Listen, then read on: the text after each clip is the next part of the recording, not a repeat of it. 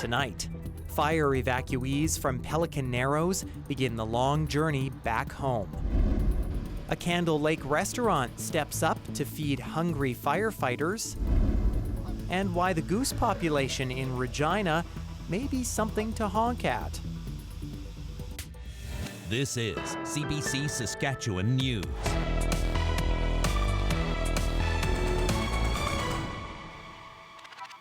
It is Monday, June 9th, and the CBC Saskatchewan News starts right now. I'm Ethan Williams. Thank you for joining us. A weekend of rain in northern Saskatchewan has provided some much-needed relief for out-of-control wildfires, and it's also providing relief for evacuees, some of whom are finally able to go home.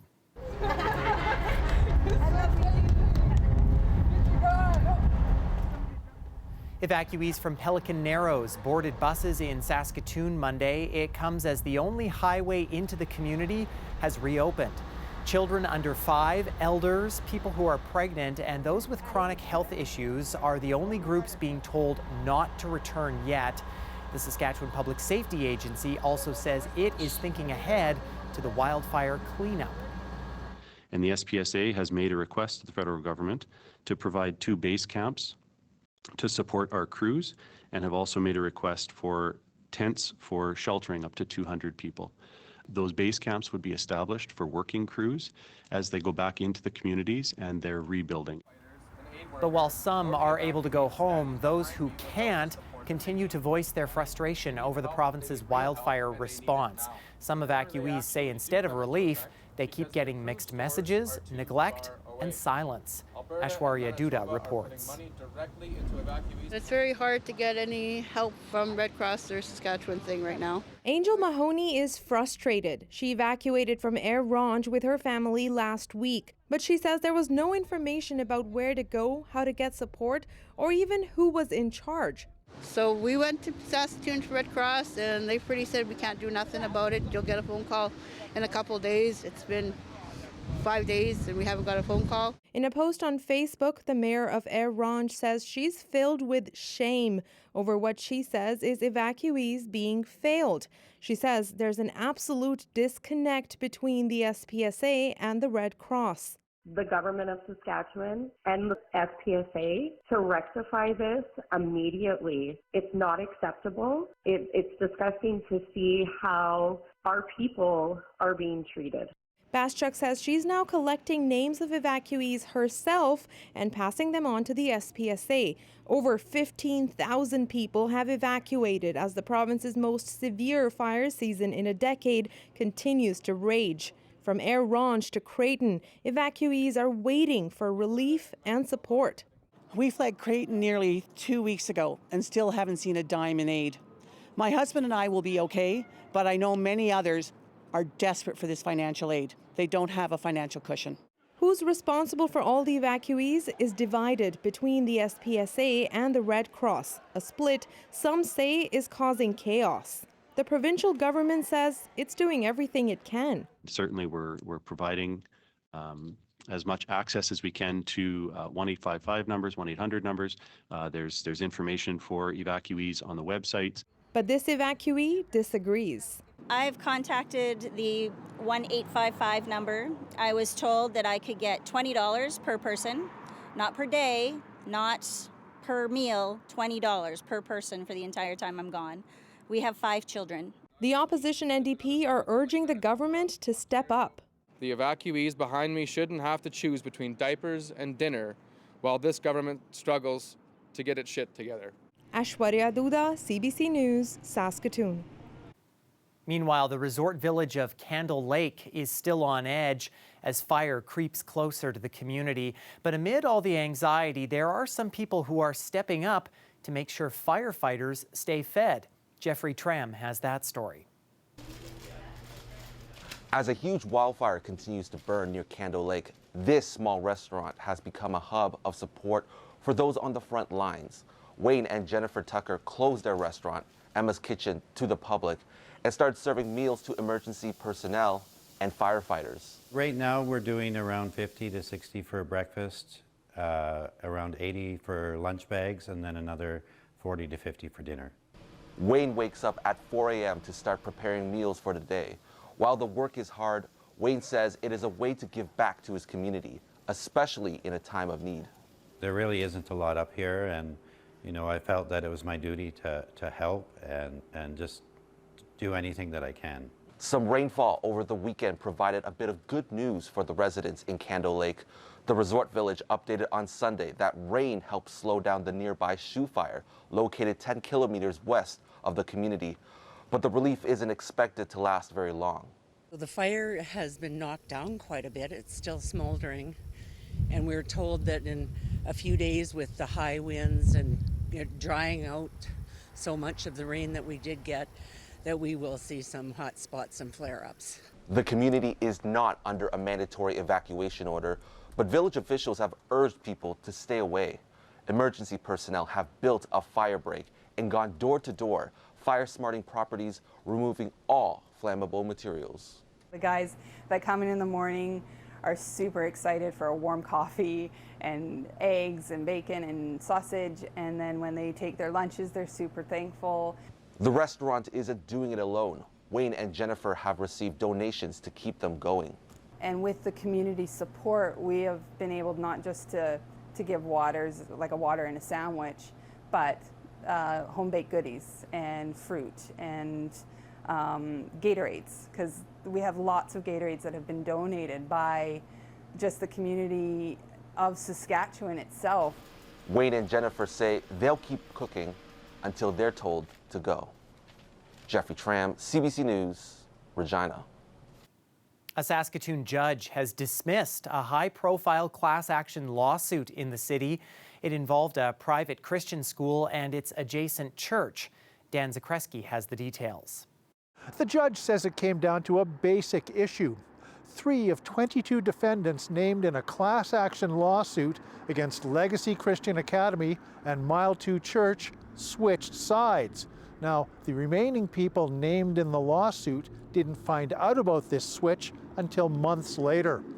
Former students launched the suit in 2022, saying there had been systemic abuse at the church and the school. The judge made it clear this is a big deal, saying in her decision, quote, "I find that the 3 settlement agreements in this case did have the effect of significantly altering the litigation landscape. The settlement agreements had the effect of them switching sides and cooperating with the plaintiffs." The judge said the lawyers had a legal obligation, based on precedents in other provinces, to tell the people in the suit about the settlements. Key element. The lawyer for the former students says the decision will be appealed. The decision, we think, is wrong on several grounds. There's no prejudice to the defendants that remain in this action whatsoever. There's massive prejudice to our clients, the plaintiff and the proposed plaintiff class. There's no basis in law, we say, that this decision should have been what it was. Sharfstein says that settling with the 3 defendants does not give his clients an unfair advantage. They're going to give the same evidence if they're called as a witness, because they have to tell the truth. It's not going to be like, okay, if they were still a defendant, they're going to get on the stand and say, I didn't do anything, but now they're going to get on the stand and say, yes, I did. It's not how it works. They have to tell the truth. Sharfstein says he hopes the appeal will be heard by this fall. Dan Zakreski, CBC News, Saskatoon. Regina's Wascana Racing Canoe Club says it's been seeing a recent uptick in vandalism at its property in Wascana Park. The club's watchtower on Pine Island has had numerous windows broken several times over the past few weeks. Lines securing the docks to the shore have been cut, and a vehicle belonging to one of the club's members was also stolen from the area.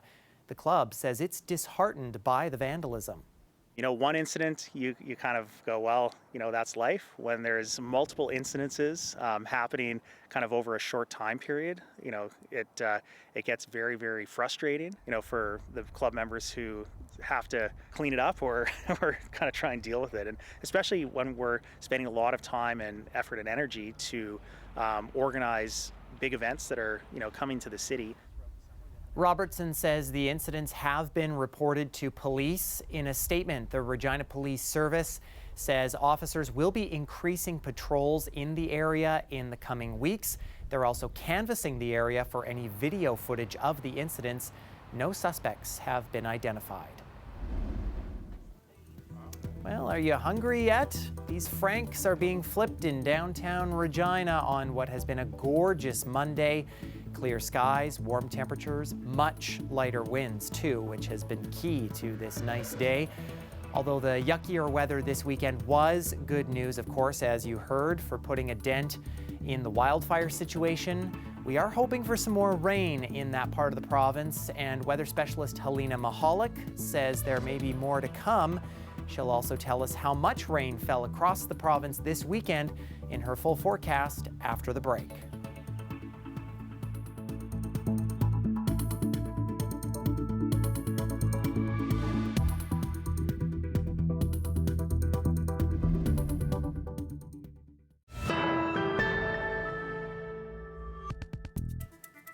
Prime Minister Mark Carney says Canada will spend 2% of national GDP on defense this year. That's the target NATO members agreed to spend on defense back in 2014. Carney emphasized the importance of taking that step given the current volatility of international relations. Threats from a more dangerous and divided world are unraveling the rules-based international order. An order that was fused by the settlements at the end of the Second World War and the end of the Cold War, an order on which Canada has relied for longer than many of our lifetimes. And while the consequences of these developments are profound, we have agency. We have agency in determining what comes next. Canada currently spends about 1.4% of its GDP. During the recent federal election campaign, Carney agreed to meet the 2% number by 2030, but he's come under pressure from allies to meet Canada's military spending target sooner. An Australian TV reporter was shot with a rubber bullet on Sunday while covering the protests in Los Angeles. The LAPD moving in on horseback, firing rubber bullets at protesters, moving them on through the heart of LA.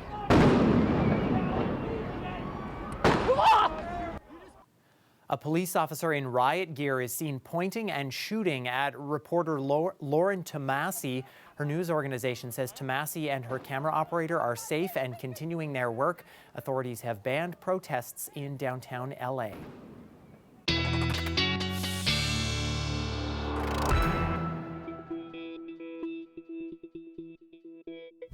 And weather specialist Helena Mahalik joining us now. And finally, Helena, we're able to take advantage of some rain this weekend. Yes, Ethan, we've been needing it desperately in the province over the last few weeks, especially for the north where the wildfires rage on, and we finally got moisture. Let's take a look at how much rainfall we got in the province over the weekend. Places like Raymore, just north of Regina, got over 25 millimeters. We don't have that much data of concrete evidence of how much rainfall we got in the north, but we know some places even got up to 30 millimeters. We know Île-à-la-Crosse, just south of Buffalo Narrows, got over 20 millimeters. And then our major cities, Regina got up to 10 millimeters, and Saskatoon just a little bit less at over 5 millimeters. So we're seeing in the north our wildfire danger levels going down because of how much moisture that area has gotten. However, southwestern parts of the province, that danger is still kind of high because of the drier conditions that area has received. We're seeing a risk of smoke in the southwest due to wildfire smoke coming in from Alberta. And over the next few days, the Buffalo Narrows and Air Ronge areas will continue to have air quality problems, and we're going to be seeing in the Prince Albert area some smoke coming in down there as well. Monday evening, we are seeing a chance of rain, about a 30% chance in the southeastern part of the province in the Parkland region, as well as a 60% chance of rainfall continuing for some areas of the north.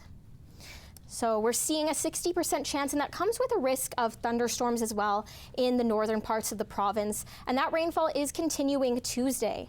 Anywhere from 10 to 15 more millimeters is possible for the north in the next day and a half. Wednesday morning, there is a chance of rainfall in the southwest as well for areas around Swift Current and then up into the Kindersley area. As we get into the rest of the work week, Thursday, things are clearing out and we're seeing that chance of rainfall come down a little bit, but some possibilities of rain still could be present for the Air Ronge area. So just how much rainfall is the north going to get?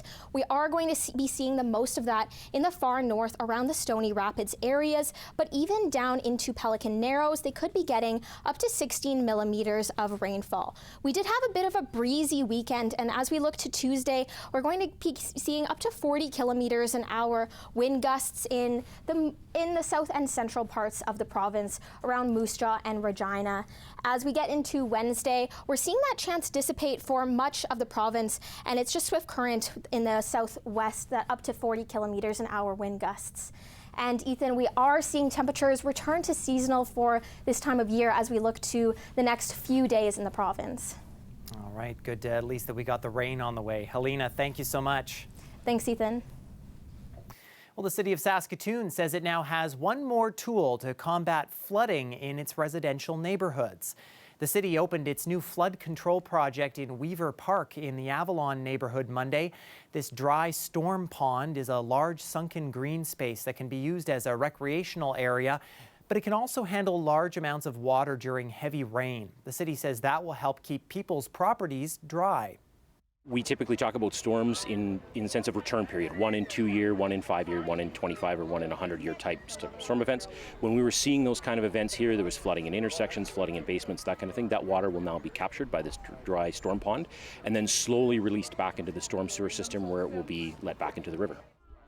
This is the third such pond the city has opened since 2018 under its flood control strategy. Construction will soon start on another pond in Cumberland Park, and 5 more are expected to be built around the city by 2027. Well, it may seem like the number of Canada geese in Regina is at an all-time high, but those who monitor them say the opposite may be true. The Morning Edition's Adam Hunter headed to Wascana Park to find out more. We have a variety of different monitoring techniques. We have a goose population survey that we do every year to see the locations around the park that they tend to frequent in. We do a nest inventory survey to see what kind of nesting goes on in the park. And we also do a Canada goose banding in July that takes a look at the migration patterns of the species. And what have you found over the last few years? Are there trends emerging? The trends have been pretty steady. They may even be indicating a decline in population around the park. But we need to assess our data more to get a better picture of the overall population of Canada geese within the centre. Why would they be declining? There's a variety of different reasons. The hunting season in the U.S., we always find from our banding program that there's a decrease, so we get the band numbers reported. We have about a 10% mortality from the hunting in the States. Other than that, it could be predation based. There's a lot of different factors that could impact the population of Canada geese within the centre. The history of Canada geese in the park is an interesting one. They haven't always been here. There was, a time when I understand that they were hunted quite a few years ago. What do you know about the history of Canada geese in the park? Yeah, they have quite an exceptional history over the last 100 years. Their population was very low in the 1930s and 1940s. From then, their population has grown rapidly. It was around the 70s that Wascana Centre started keeping track of the population that we had in the park. And yeah, just the habitat that we have here, the lack of predators are two things that really invite the Canada geese to the park. It's a very safe place for them to be and to have their goslings every year. So that's the trend that we've been looking at over the last 50 years. How does Regina compare to other cities as far as a goose population?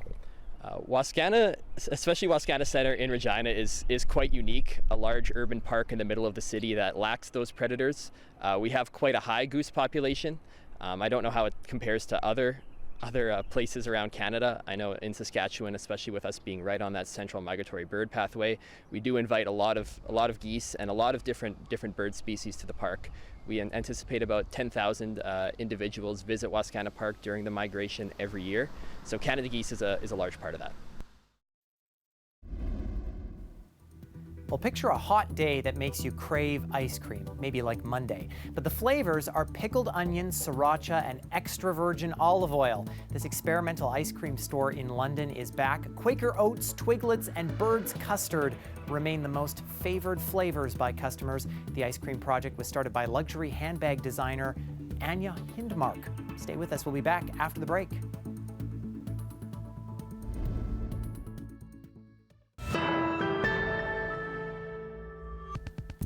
Canadians waiting on parcels may see a little more difficulty getting deliveries this week. The union representing workers at DHL Express Canada says the company locked them out on Sunday, prompting a strike in response. The latest action comes after contract negotiations broke down between the two parties. Unifor says the company wants to change the driver's pay system. It says that would hurt employees. All of this is on top of the parcel delivery slowdown tied to the Canada Post contract dispute. Some sad news from the entertainment world. Sly Stone, who led the iconic Sly and the Family Stone group, has died.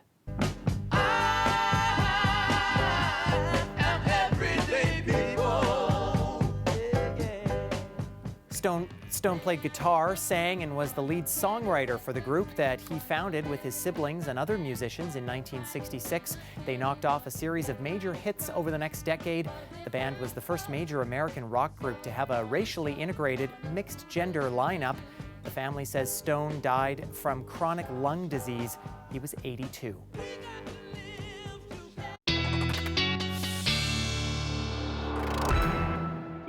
And Helena is back now with another look at our forecast. Ethan, we saw temperatures closer to 30 degrees Monday, but Tuesday that's going to be dropping down. Let's take a look at the forecast for Regina. The rest of the work week, temperatures will be returning back to just below seasonal for this time of year. We're going to have a few breezy days with some cloud coverage as well. As we look to the weekend, we're seeing a chance of some rain or even thunderstorms, but it won't last long. Into next work week, we may see that chance of rain as well. And overnight lows as we get into the rest of the work week will be above seasonal for this time of year. Saskatoon is in for a bit of a more rainy week. We are seeing temperatures drop down as well as we get into Tuesday, closer to just above seasonal for this time of year. A few breezy days as well. As we get into the rest of the work week, we're seeing a chance of rain that'll last for a few days and should be ending by Sunday. And next work week, we will be in for a bit of a breezy day as well, but overnight lows will be above seasonal for this time of year. But Ethan, lower temperatures and a chance of rain is not a bad thing right now. Yeah, that's true, and I'm filing my formal request for less wind if you could help us out with that. I'll be sure to tell the weather. Okay, sounds good. Thanks, Selena. Thanks, Ethan. And that is it for us. For more news anytime, you can head to our website or subscribe to our YouTube channel, or you can also download the CBC News app on your smartphone or tablet. Thanks so much for watching.